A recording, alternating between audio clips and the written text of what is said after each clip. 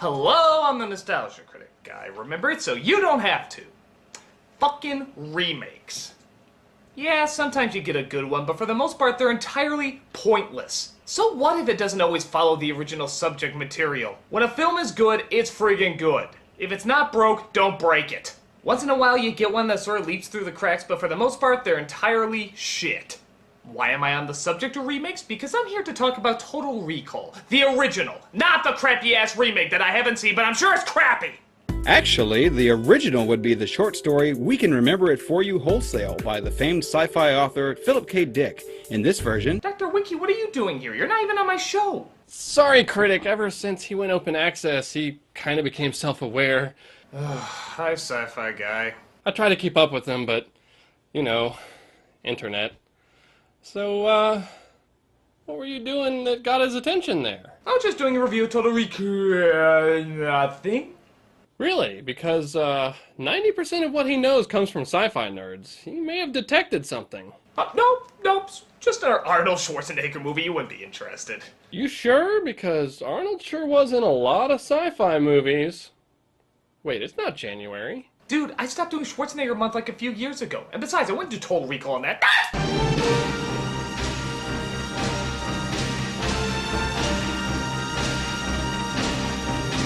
Yes, Total Recall, and before any of you go insane, I'll point out right now I actually do like this movie. It's got some good ideas, it's creative, and it keeps you guessing the whole way through. But still, come on guys, it's a Schwarzenegger film. There's some funny, goofy, over-the-top stuff in this. We can't act like it's totally perfect, it's still incredibly silly. But incredibly fun too. So then... Yeah, why don't you review it with me? Sweet! Wait, you're not just gonna send me to the corner again, are you? No, I had enough quarter time with Todd last week. Now this is how you do a review. So our movie opens up with an obnoxious ripoff, I mean tribute, to the titles in the Terminator movie, mixing it to look like the Superman credits are melting. Sharon Stone, huh? Opinion lowers. Michael Ironside. Opinion rises. Hey, Ronnie Cox. Yeah, I came down with a case of that. Penicillin knocked it right out. Anyway, as our story continues, we see Arnold on the planet Mars. Yeah, an entirely too red Mars. What is it, sunset? Okay, if you keep nitpicking, you are gonna go in the corner. Fine.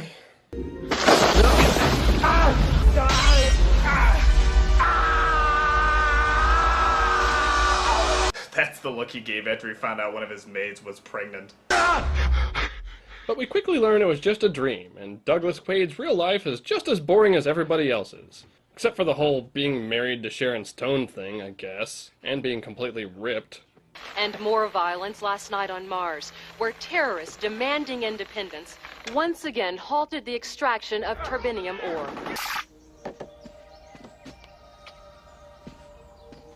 Lori, Doug? let's do it. Hell yeah! Do what? Move to Mars. Oh.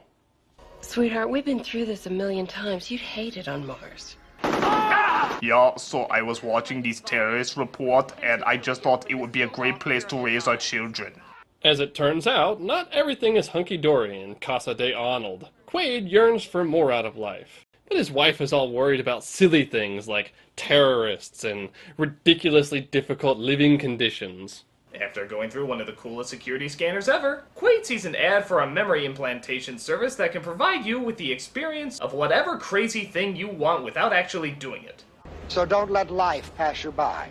Call Recall for the memory of a lifetime.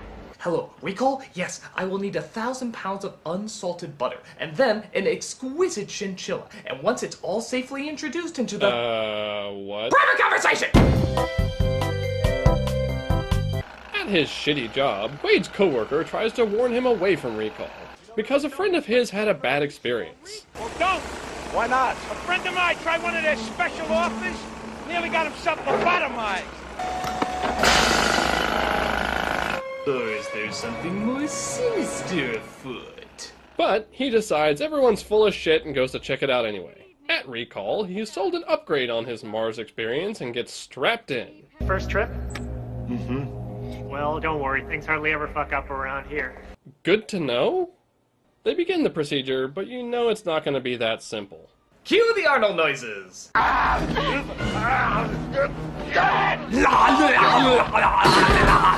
broke my cover! Now from here, there's two different ways you can look at this movie. We know he just went in to get implanted with memories, but the procedure gets interrupted.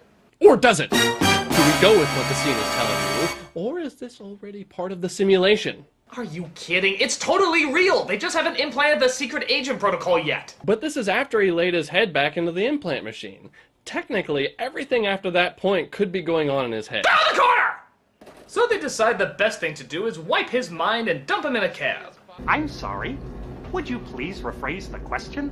Huh? How did I get in this taxi? The door opened. You got in. Played by Robert Picardo. That guy's from Star Trek? He was on Voyager. Oh, that would explain why I don't give a shit. On his way inside, he's waylaid by Manny DeVito from work and a group of hired goons. Hired goons? You blabbed, Quaid! You blabbed about Mars! Are you crazy? You should have listened to me, Quaid. I was there to keep you out of trouble. See? I told you it was real. That explains the evil eye he gave him. That could have meant anything. Man, how does he fit into those pants? And then he beats the crap out of all of them. What are you doing? Some man just tried to kill me. Doug, I'm gonna call a doctor. Don't call anybody. Oh. Hello. Hello, Michael Ironside. If I used a video phone, I would answer it like that all the time. Hello. Hello. Quaid returns home to warn Lori and is suddenly attacked by a suspiciously Sharon Stone-shaped shadow. After taking 2 to the cookies, he finally starts to get some answers. Sorry, Quaid. Your whole life is just a dream. When he realizes she's just been buying time for Ironside, Quaid knocks her on her ass and escapes before they show up. Looks like he forgot the Skull Vision scanners, though. But for Arnold, it's a minor problem. Yeah, he totally wouldn't be ripped to shards by all that glass or anything. I am tougher than Jesus! Quaid hides out in a dingy motel where some completely random person tells him he's being tracked. What do you want? They've got you bugged. They'll be busting down your door in about 3 minutes unless you do exactly what I say. Don't bother searching. The bug's in your skull. That's right, I forgot I don't have X-ray vision. Who are you? Never mind. Wet a towel and wrap it around your head. That'll muffle the signal. A wet towel? Really? Are you screwing with me? You know it must be true because I was able to say it without laughing my ass off. Oh, okay then. Okay, what next? Get a robe and puff your chest out like your cock of the walk. Oh, and some ready whip. What? Don't give me that look. Your life depends on it. Okay, fine. Good. Now shave your nuts. What? Do it! So the mystery man leaves a case for Quaid and is never seen again. Inside the case, he finds an assortment of supplies, including cash, fake IDs, I don't know what the hell that is, and this cool hologram projector. But wait, there's more! He finds a message from himself on a comically oversized laptop. You are not you. You're me. No shit. Deep, man. First, let's get rid of that bug in your head. Take this thing out of the case and stick it up your nose. Don't worry, it's self-guiding.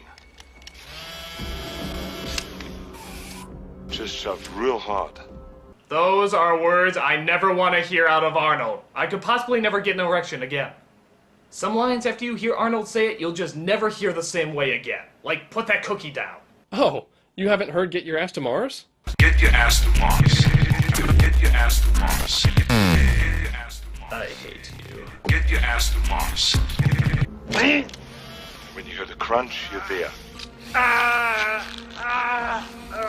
Come follow my nose. It always knows. Kellogg's Fruit Loop cereal with natural orange, lemon, and cherry flavors. And when we get to Mars, we're following this random large woman. So how long do you plan to stay on Mars? 2 weeks. Have you brought any fruits or vegetables onto the planet? 2 weeks. Pardon? 2 weeks. 2 weeks. The large woman does her best Arnold impression before revealing it is Arnold. Catch! And also a bomb. Get ready for a surprise. It's one of those classic military-designed exploding large lady head bombs! Buy them now at any army surplus. In the ensuing chaos, the vacuum seal is broken and Quaid escapes. Open the goddamn door! I can't! Open it! They're all connected! Wow, that argument was awkwardly intense. Yeah. Hey, Sci-Fi Guy, we have to go to commercial now! No, I don't do mid-roll commercials on my show. You have to pull it! I can't! Why not? They're all connected!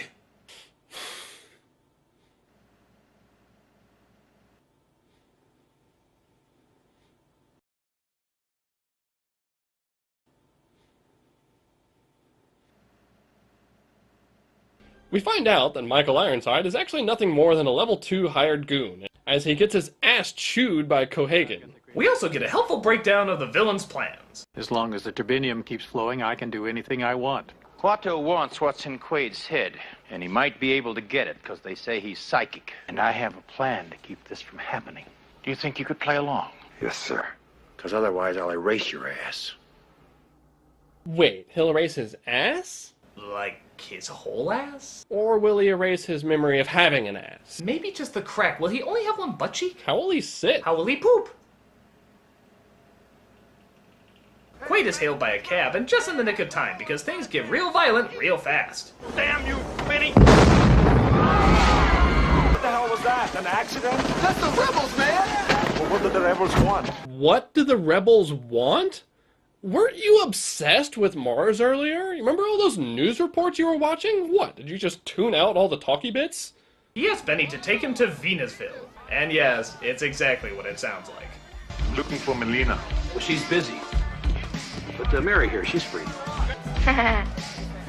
Come on, do we really have to censor that? They're clearly fake. I mean, can we at least see the middle one? Well, my thought is, if someone's actually going to jerk off to this, they might as well pay the original source material and buy the DVD so that they can jerk off to it. It's just common manners. He meets Melina, a member of the underground, and of course part-time stripper with a heart of gold. Gotta pay the bills, I guess. You son of a bitch. But that wasn't the most harmonious reunion, and she kicks him out of the club. Back in the suite, he's put to a new test. I'm afraid you're not really standing here right now. You're strapped into an implant chair, and I'm monitoring you from the psychoprobe console. I want you to come back to me. Bullshit. What's bullshit, Mr. Quaid? That you're having a paranoid episode triggered by acute neurochemical trauma? Swallow this. It's a symbol of your desire to return to reality. What are you doing? You have to offer him a blue pill, too. It doesn't work without it. After seeing some revelatory sweat beads, Quaid chooses door number 2 and shoots the doctor in the head. And then all hell breaks loose.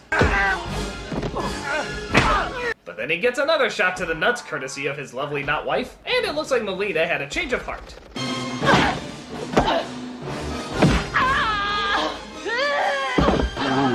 Cat fight.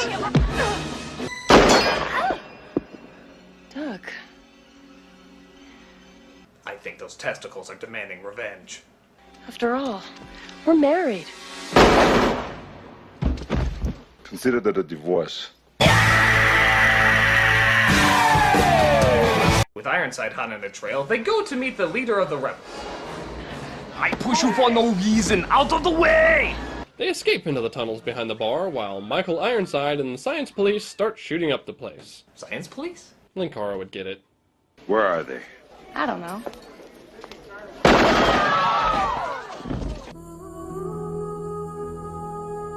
Cohagen orders Ironside to retreat and has the air to Venusville shut off. Meanwhile, Melina, Benny, and Quaid make it to Quato. What do you want, Mr. Quaid? He was my favorite garbage pail kid. He attempts to read Quaid's mind, but unfortunately the party is busted up by Cohagen's massive underground drills. Get to the airlock! Follow me! Get to the chopper! Oh wait, wrong movie. La la la la! It looks like they've escaped, but then we find out that Benny's not the fun comic relief character we thought he was. Congratulations, Quaid. You led us right to him. How can you do this? You're a mutant. I got 4 kids to feed. So what happened to number 5? Ah, shit, man. You got me. I ain't even married. I'm working on my one-liner for your death scene even as we speak. Melina and Quaid are taken to Cohagen, who reveals that everything up until this point has been a setup by them in order to get close to Kuato. You see, it's my body you've got there, and I want it back. Sorry to be an Indian giver. So, adios, amigo, and thanks for not getting yourself killed. Hey, maybe we meet in our dreams. They're ready to re-implant Hauser into Quaid, so he's strapped into the chair. And what about the poor innocent people in Venusville? Fuck them. Okay. Oh, Quaid, I'm having a party tonight. Why don't you and Melina drop by? Remind him, Doc? Oh, sure. See you at the party. But of course, he's not the type to be tied down. And after summoning the biggest Arnold face you've ever seen in a movie, they bust loose and make it to the reactor area. Penny has upgraded his cab and goes after Quaid and Melina. Quaid manages to drill through the oil line to disable the drill dozer, leading to one of the most over-the-top lines in movie history.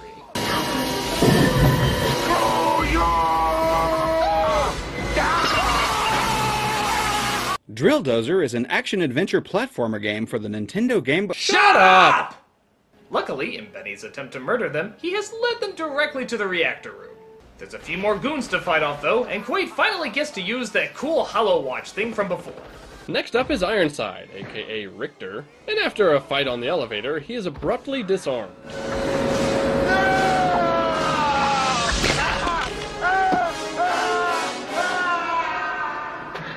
See you at the party, Richter!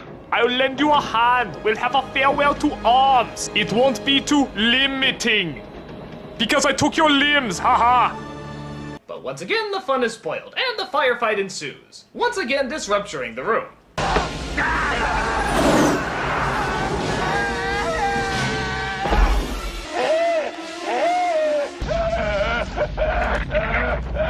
Oh my god, he's changing into the truck driver from Pee-wee's Big Adventure!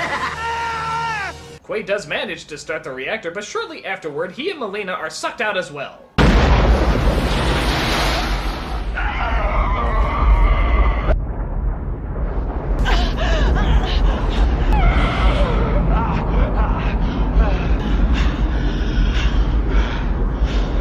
Now, Sci-Fi Guy, I'm glad to have you around for this scene because I've been meaning to ask, is this really what would happen if you were exposed to a near vacuum? Is the whole explosive decompression thing real? I have no opinion on the effects of the phenomenon referred to as explosive decompression. Really? You got nothing for me? The effects of explosive decompression have never been fully tested on the human body. Oh, okay then. Maybe I'll ask Mars Girl. No. I can tell you one thing, though. Even if the planet suddenly did gain an atmosphere, if that whole eye bulging thing did happen, that doesn't just magically go away. You can with Arnold's face! You shoot me in the eye, I just put it back together! And so Quaid saves the day, gets the smoking hot lady, and lives happily ever after. Just like a real action hero. Lending more evidence to the theory that this is all a dream. Oh look, that's just a fade to white. It's totally real. There's no evidence saying that it isn't. Are you kidding? They were just talking about it being a dream. Plus, the whole blue sky on Mars thing? Yeah, but what about the dirty look Manny DeVito gave him? What about the bead of sweat on the recall guy's face? Why would we see multiple scenes of Quaid absent if it's just supposed to be in his memory? He saves the day, gets the girl, aliens? It's exactly what the used car salesman at Recall promised him. I bet Quaid's construction worker ass is laid out lobotomized at the Recall Center now. Actually, there are multiple ways to view this movie. However, the director's personal view was that it was totally real, and personally believe that Sci-Fi Guy is a complete and total douche face. Are you editing Wiki to win an argument? No. Oh, that's it. I'll have to listen to any more shit from you. Go to the corner! Oh, you can't put me in the corner this time. I'm in my own house, control center. Ah, but you forget, I'm editing the review. And mute. So that was Total Recall. How does it measure up? Surprisingly pretty well. The story was solid, the early digital effects were well integrated, and by God, the practical effects were amazing. Of course, being an Arnold movie, it still has its goofy points, but overall, it was a lot of fun. It was all the fun of a bad movie without it actually being a bad movie. So I enjoy it big time. And to answer the question, was it a dream or was it real? I don't give a shit. And frankly, neither should you. I just want to screw with that Sci-Fi Guy, which is always a lot of fun. Yes. I'm the Nostalgia Critic Guy. Remember it so you don't have to. Okay, we'll split the difference. Here's the nostalgia clip of the day.